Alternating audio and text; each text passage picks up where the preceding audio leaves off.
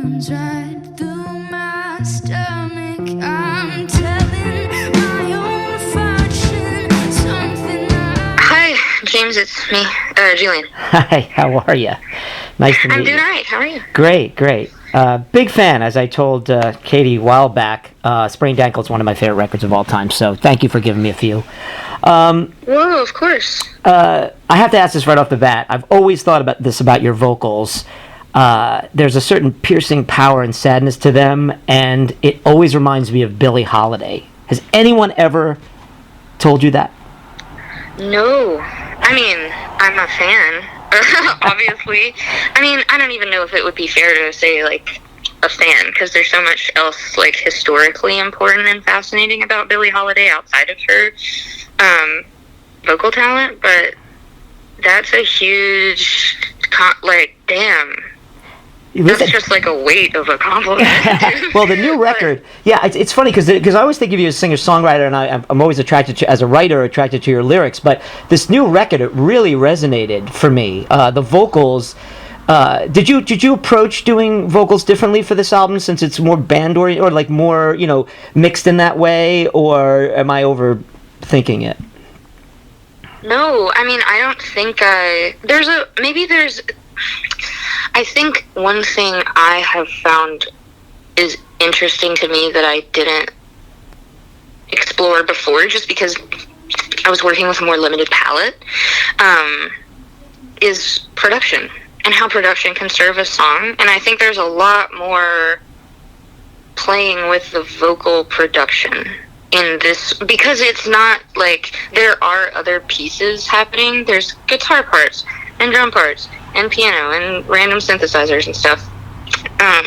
So it's not like the song isn't reliant upon the vocal as the anchor. You know what I mean? Sure. I feel like, especially like on a record like Sprained Ankle, there's only two things happening sometimes. You know what I mean? There's just the guitar riff and my voice. And so it's like, I don't know, actually I now I want to take all that back, because a really fun, like, you can do fun vocal effects on anything. You could produce a record however you want to, and I just didn't, because I was young and I didn't know how to articulate those desires or explore them, or I didn't have the like time or luxury of making a record slowly and experimentally. I don't know if any of that makes sense. Like, I feel like on this record there was time. There was time to consider all those things that I hadn't given myself, because I'm on tour. I can only afford 3 days in the studio or whatever other contingency factor. And this one, I got to be a little bit more playful with it, which was awesome. When you sit down to write, let's go back to Sprained Ankle, but also this one. Do you write in the same way? Do you incorporate the sounds you get from your rig, and do you write on electric guitar? Do you write acoustically, or maybe work with a melody and then build it out from there? I mean, what is your process? It varies. It varies, but I also think, like, I can feel a lot of...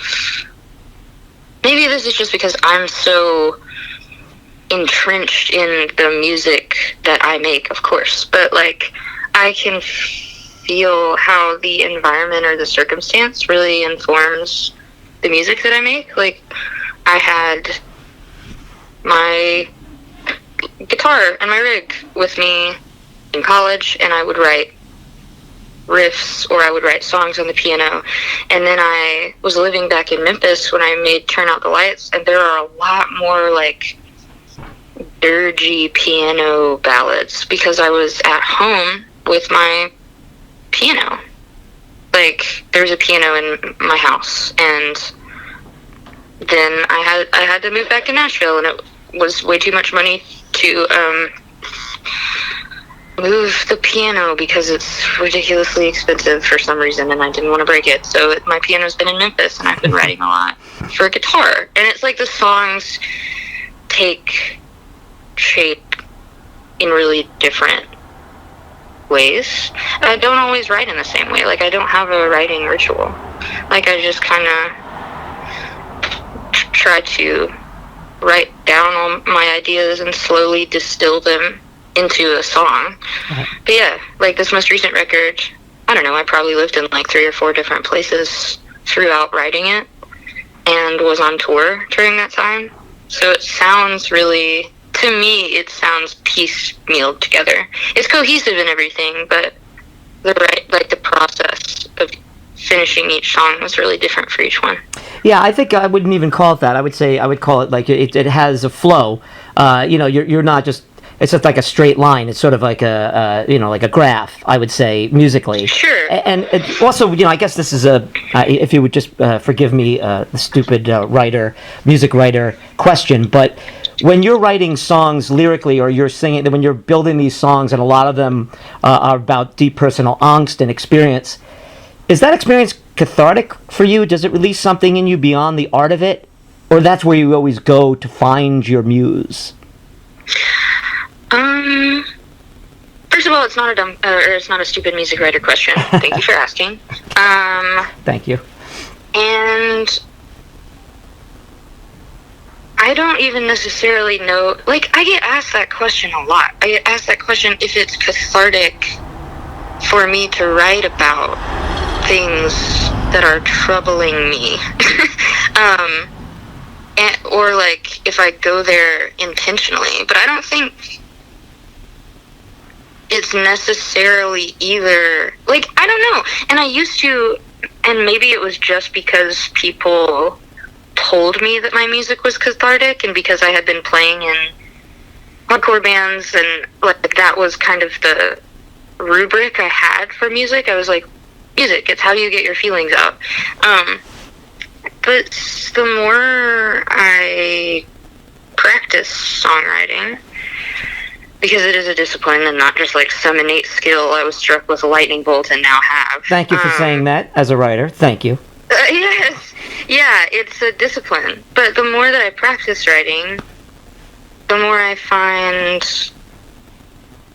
that I need, like, it's like storytelling. Like, storytelling is innate to humans, whether we think of it as storytelling or not. That's why you tell the same story about the fight you had with your ex that was really or like the falling out you had with your best friend to your other friends. You tell those stories all the time because they're important and they're difficult, and the more you tell them, the more information you can glean. Like, the more times that you hear yourself say something, maybe the more insight you have into it. Like, when I'm writing a song, if I sit down to write a song and I'm, like, angry with myself, or I'm disappointed, or I feel helpless, or I feel like I've failed, the more that I write, the more nuanced that feeling becomes, because it's like this safe space to explore all the facets of that feeling. It's not, I mean, and I say that about storytelling teaching us things, but I don't know, maybe that depends on how emotionally intelligent you are. There's plenty of people that talk about stuff until they're blue in the face and never realize that they have a really skewed perception of it, or that maybe they were wrong, or that maybe both people were wrong, myself included. I've been that person, but hopefully, anyway, sorry, this is like massively off topic, but no, yeah, hopefully songwriting is, I don't know, it's like having an extended conversation with yourself, because ultimately it's like, I make music because I make music. I'm like, you know what I mean? Like, it's very infrequently that I will have the audience in mind. Yeah, and that's funny you say that, because I have this argument with my wife all the time about what is art, and I feel it's a two-way street, and I actually wrote a novel about that. But that once you create it, you're having this experience. But then, for instance, something on the first record, or on Sprained Ankle, I think is one of the greatest breakup songs ever. That actually happened to me standing in a parking lot as someone drives off. You know that. And oh my gosh! Yeah, of course. Yeah, and I played it for my million country songs. Yeah, exactly. Watching the taillights. Yeah, but anyway. Yeah, no, and then, of course, I turned my niece, who's a singer-songwriter, into it, and those things, and she's a young woman, so it relates. You're playing on all the different forms. I did want to ask you about performing, because this is sort of a promo article, and I don't want to run out of time. I'm wondering what kind of performer you kind of see yourself as. I know that I've interviewed tons of artists over the years. Some feel completely comfortable on stage and uncomfortable outside of it, and some people have to gear themselves up. How would you describe the experience of performance for you? I've always had a lot of anxiety around performing. Oh, I have serious stage... Yeah, well, I mean, like, serious stage fright makes it sound, like, dramatic. I mean, it's just the amount of stage fright that anybody would have if they consider the fact that they're about to walk out and perform for a crowd of people. Like, I don't know if performing...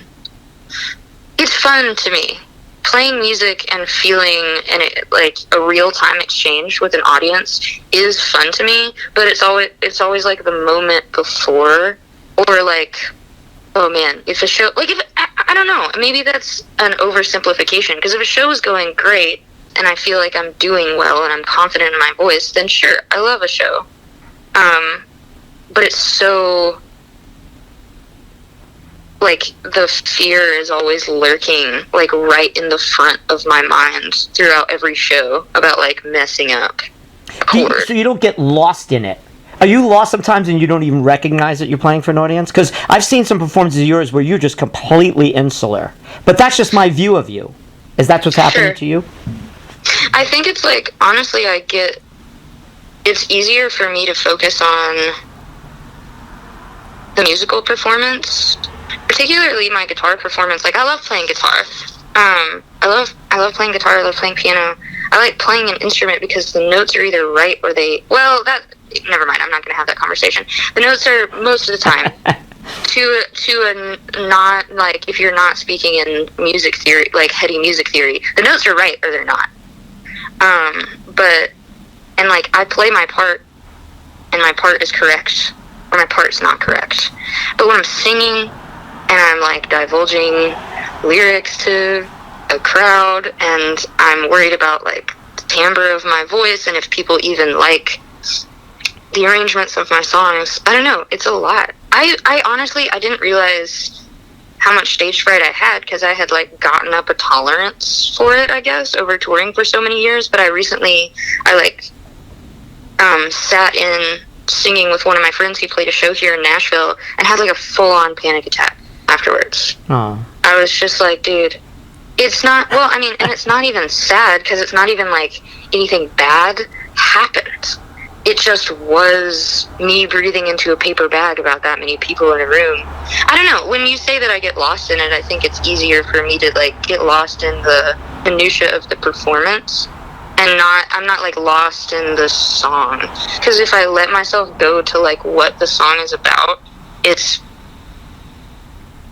makes me more anxious. It makes me feel naked and really, really vulnerable. Sure.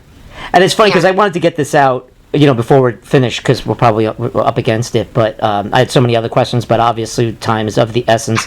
But I wanted to say, as a writer, and you mentioned before about how the songs are sort of disparate because you wrote them in different places.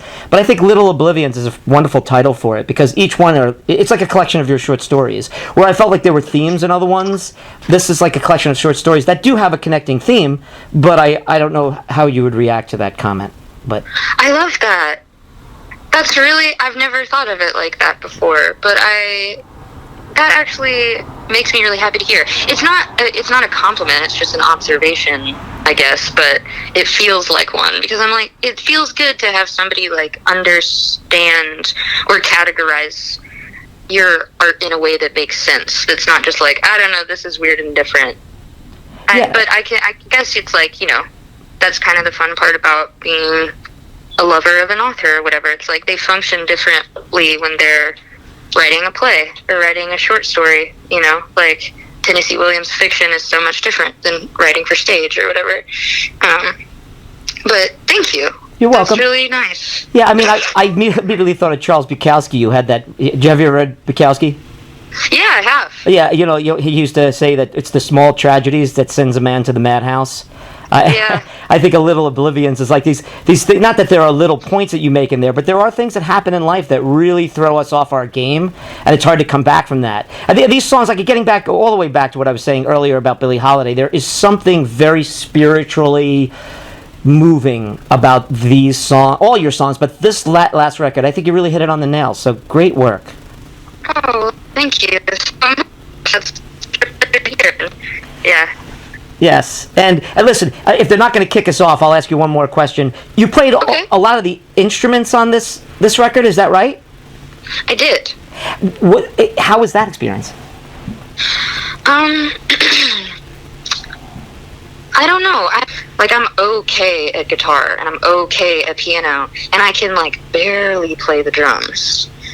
But the fun part, I didn't necessarily want a pristine drum sound. I didn't want, I wanted to write parts that sounded undrummerly, and then, if we have to suture them together in recording, then that's fine. But, it was fun. It was challenging, but it also, I don't know, it felt really fulfilling to, do everything myself and have complete, control over all the moving parts, but especially just, now playing with a band,